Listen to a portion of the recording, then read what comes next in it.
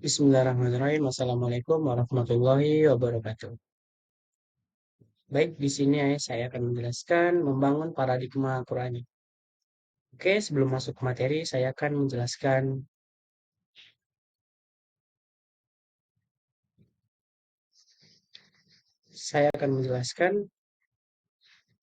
subbab. Ada 5. Yang pertama, menelusuri konsep dan karakteristik paradigma Qurani untuk menghadapi kehidupan modern. Yang B, menghadapi paradigma Qurani sangat penting bagi kehidupan modern. C. Menggali sumber historis, filosofis, psikologis, sosiologis, dan pedagogis tentang peradaban paradigma Qurani untuk kehidupan modern. D. Membangun argumen tentang paradigma Qurani sebagai satu-satunya model untuk menghadapi kehidupan modern. Mendeskripsikan esensi dan urgensi paradigma Qurani dalam menghadapi kehidupan modern. Baik, sebelum masuk ke slide yang pertama, saya akan memperkenalkan diri. Nama saya John Adriansa dari kelas Welding B Malang. Oke, kita masuk ke materi. Yang pertama, menelusuri konsep dan karakteristik paradigma Qurani untuk menghadapi kehidupan modern. Apa itu paradigma? Paradigma adalah cara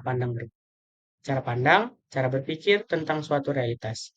Adapun secara terminologis, paradigma adalah cara berpikir berdasarkan pandangan yang menyeluruh dan konseptual terhadap suatu realitas atau suatu permasalahan dengan menggunakan teori-teori ilmiah yang sudah baku, eksperimen, dan metode keilmuan yang bisa dipercaya.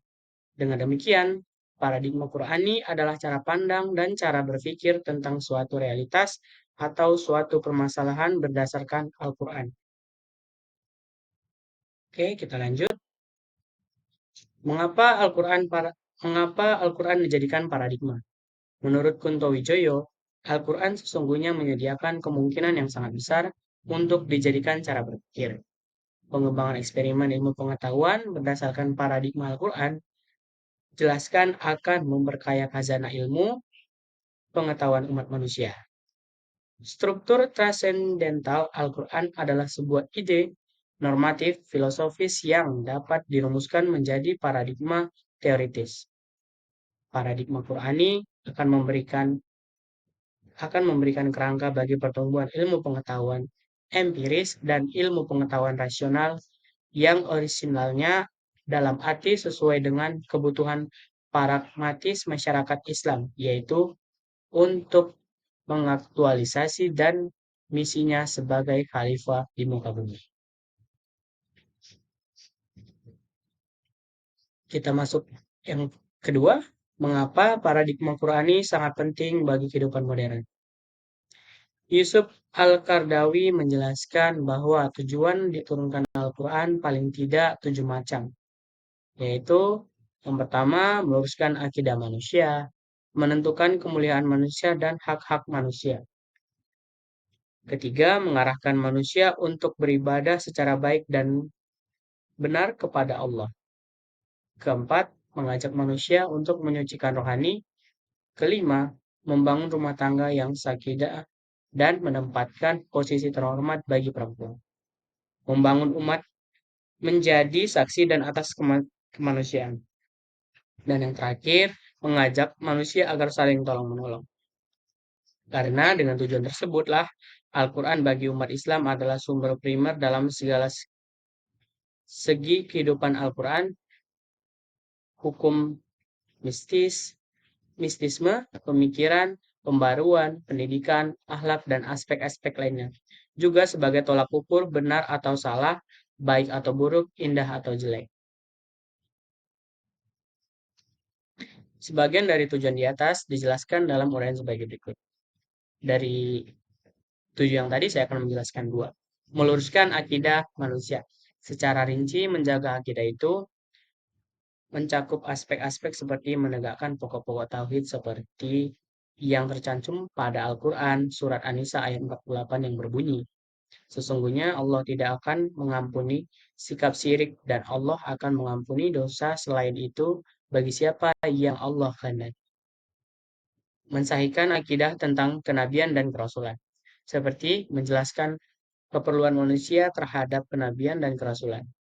menjelaskan tugas-tugas para rasul khususnya dalam hal kabar gembira dan pemberi peringatan, menghilangkan keraguan dan persepsi masyarakat silam tentang penampilan Rasul, menjelaskan akibat bagi orang-orang yang membenarkan perlu Rasul dan akibat bagi orang-orang yang mendustakan para Rasul, dan meneguhkan keimanan terhadap akhirat, keyakinan, dan adanya balasan yang akan diterima di akhirat. Yang kedua, meneguhkan kemuliaan manusia dan hak-hak manusia. Meneguhkan kemuliaan manusia tercantum dalam Al-Quran Surat Al-Isra ayat 30 yang berbunyi, dan kami telah muliakan keturunan Adam dan kami bawa mereka untuk menguasai daratan dan lautan. Dan kami rezekikan kepada mereka yang baik-baik dan kami lebihkan mereka atas kebanyakan sebagian yang telah kami ciptakan. Sedangkan dalam menetapkan hak-hak manusia, Al-Quran telah menetapkan hak-hak asasi sebagaimana yang menjadi nyanyian kelompok yang menanamkan diri pejuang hak asasi manusia sekarang. Hak-hak tersebut antara lain adalah hak hidup, hak untuk bekerja dan menjalani dunia, hak untuk menikmati hasil usaha sendiri dengan halal, hak memiliki tempat tinggal yang layak, hak untuk terjaga darahnya, hartanya, dan hak miliknya, hak untuk terjaga harga dirinya dan kemuliaannya, dan hak-hak lainnya. Al-Quran juga meneguhkan hak-hak duafa dengan menetapkan hak-hak manusia secara umum, dan Al-Quran secara khusus mengangkat hak-hak orang yang lemah agar tidak teraniaya, terzalimi oleh orang-orang yang kuat atau tidak diabaikan oleh para penegak hukum.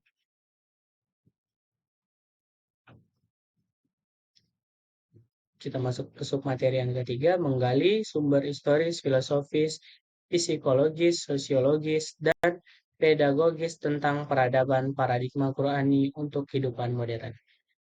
Dalam sejarah peradaban Islam, ada suatu masa yang disebut masa kemasan Islam. Disebut masa kemasan Islam karena umat Islam berada dalam puncak kemajuan dalam berbagai aspek kehidupan seperti ideologi, politik, sosial budaya, ekonomi, ilmu pengetahuan, dan teknologi, pertahanan, dan keamanan. Jika dikaji secara mendalam, faktor-faktor yang menyebabkan umat Islam bisa maju pada saat itu dan dalam waktu yang amat lama, lebih dari 5 abad. Maka jawabannya tentu saja Al-Quran. Pada saat itu bukan hanya dijadikan sebagai sumber ajaran, tetapi juga menjadikan paradigma dalam pengembangan ilmu pengetahuan, pengembangan budaya, bahkan Al-Quran dihadirkan untuk mengatasi dan menghadapi berbagai problem kehidupan umat Islam saat itu.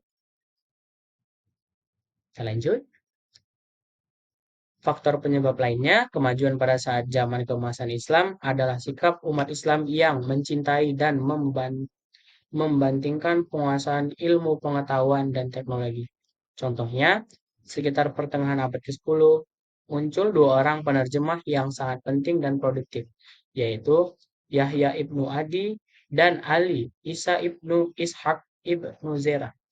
Yahya banyak memperbaiki terjemahan dan menulis komentar mengenai karya-karya Aristoteles dan karya Plato.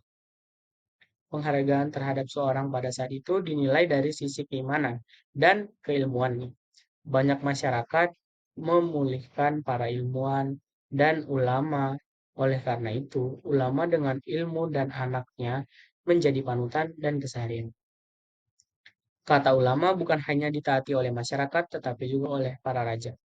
Fatwa sifatnya mengikat karena dianggap produk hukum yang menjadi hukum positif dan dihormati dan dijunjung tinggi oleh semua lapisan masyarakat. Kita masuk ke D, membangun argumen tentang paradigma Qurani sebagai satu-satunya model untuk menghadapi kehidupan modern. Sakit Arasalan dalam bukunya Mengapa Umat Islam Mundur Sedangkan Non-Islam Maju. Penulisan buku itu menyimpulkan bahwa umat Islam mundur karena mereka meninggalkan ajarannya. Sedangkan non-Islam maju justru karena meninggalkan ajarannya. Karena ajaran Islam yang sumbernya Al-Quran dan hadis bersifat syumul, artinya mencakup segala aspek kehidupan. Kedua, Ajaran Islam bersifat rasional, artinya sejalan dengan nalar manusia sehingga tidak bertentangan dengan ilmu pengetahuan. Ketiga, ajaran Islam berkarakter tadarruj, artinya bertahap dalam walaupun wuruj dalam implementasinya. Keempat, ajaran Islam bersifat tidak banyak beban karena beragama itu memang mudah. Dalam arti, untuk melaksanakannya dalam batas-batas kemanusiaan, bukan malah sebaliknya. Tidak ada yang di luar kemampuan manusia untuk melaksanakannya. Lanjut, perlu ditambahkan adanya faktor penyesuaian antara akal dan wahyu. Kebenaran-kebenaran wahyu adalah absolut.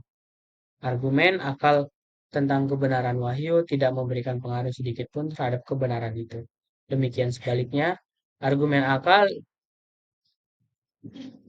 argumen akal yang menyatakan kebenaran wahyu tidak lantas membuat wahyu itu menjadi tidak benar. Tetapi apabila akan melakukan penalaran yang valid, maka ia akan sesuai dengan kebenaran wahyu. Kesahihan proses transmisi data autoritatif menurut Juhaya S. Praja melahirkan ilmu tafsir dan ilmu hadis yang kemudian berkembang menjadi landasan ilmu-ilmu lainnya, termasuk ilmu filsafat Islam. Bagi umat Islam, kemodernan tetap harus dikembangkan di atas paradigma Al-Quran. Kita maju bersama Al-Quran, tidak ada kemajuan tanpa Al-Quran. Al-Quran bukan hanya sebagai sumber inspirasi, tetapi ia adalah landasan, pedoman paradigma, dan guide dalam mengarahkan kemodernan agar dapat mensejahterakan manusia dunia dan akhirat. Kita masuk ke E, mendeskripsikan esensi dan urgensi paradigma Qurani dalam menghadapi kehidupan modern. Ciri kehidupan modern adanya pembangunan yang berhasil dan membawa kemajuan, kemakmuran, dan pemerataan. Pembangunan yang berkesinambungan yang berimplikasi terhadap perubahan pola hidup masyarakat ke arah kemajuan. Dalam konsep Islam, kemajuan dan kemodernan yang integral adalah suatu yang harus diraih, merupakan perjuangan hal yang tak boleh berhenti. Dalam hal ini, Al-Quran harus dijadikan paradigma dalam melihat dan mengembangkan segala persoalan paradigma Qurani dalam mengembangkan ilmu pengetahuan. Misalnya, jelas akan memungkinkan munculnya ilmu-ilmu alternatif yang khas yang tentu saja tidak sekularis. Paradigma Qurani dalam mengembangkan budaya juga akan melahirkan budaya masyarakat yang Islam yang tidak sekuler dalam proses hasil dan aktualisasinya. Pengembangan ekonomi yang dilandaskan paradigma Qurani jelas akan melahirkan konsep dan persoalan harus tetap menjadi komitmen umat Islam agar umat Islam tidak kehilangan jati dirinya dalam menghadapi tantangan modern.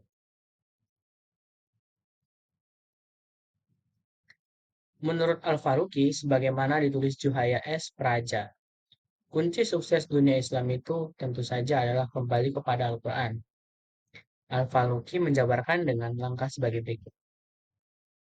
Yang pertama, memadukan sistem pendidikan Islam, dikotomi pendidikan umum dan pendidikan agama yang harus ada. Meningkatkan visi Islam dengan cara mengukuhkan identitas Islami melalui dua tahapan. Tahapan pertama yaitu mewajibkan bidang studi sejarah peradaban Islam. Tahap kedua yaitu pengetahuan Islamisasi ilmu. Untuk mengatasi persoalan metodologi ditempuh langkah-langkah berupa penegasan prinsip-prinsip pengetahuan Islam sebagai the unity of Allah, the unity of creation, the unity of truth and knowledge, the unity of life, the unity of humanity. Berikutnya, Al-Faruqi menyebutkan bahwa langkah-langkah kerja yang harus ditempuh adalah sebagai berikut. Yang pertama, menguasai disiplin ilmu modern, menguasai warisan khazanah Islam. Tiga, membangun relevansi yang Islam bagi setiap bidang kajian atau wilayah penelitian pengetahuan modern. Yang keempat, mencari jalan dan upaya untuk menciptakan sintesis kreatif antara warisan Islam dan pengetahuan modern. Mengarahkan pemikiran Islam pada arah yang tepat yaitu sunnatullah. Oke, Mungkin sekian saja presentasi dari saya. Saya akhiri wabillahi taufiq wal hidayah. Wassalamualaikum warahmatullahi wabarakatuh.